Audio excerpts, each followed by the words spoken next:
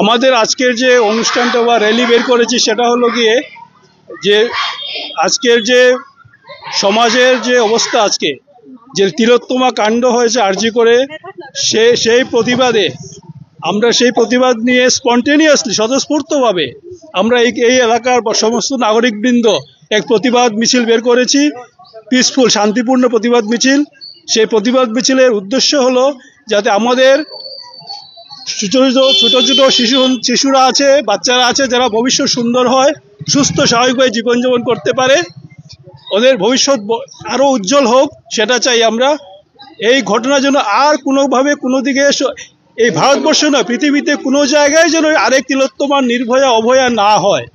সমস্ত দোষীদের বিচার চাই এবং বিচারের নামে যেন প্রহসন না হয়, সেটাই আমাদের কথা।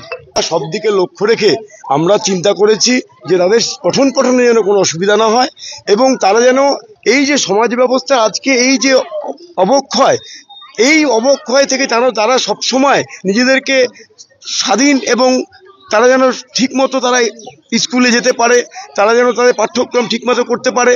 এখন প্রশাসনিক দিকটা যদি তারা ভালো মতো যদি না দেখতে পারে তাহলে কি হবে? আমাদের বাড়ির মেয়েরা তারা যখন স্কুল থেকে ফিরছে আমরা দেখতে পাচ্ছি অনেক সময় তাদের টেম্পারিং করা হচ্ছে এবং এদিক থেকে যদি প্রশাসন যদি দৃষ্টি না দেয় তাহলে আমরা আমাদের এই যে বাচ্চা শিশুদেরকে আমরা পাঠিয়েও তো আমরা শান্তি থাকতে পারছি না বাড়িতে।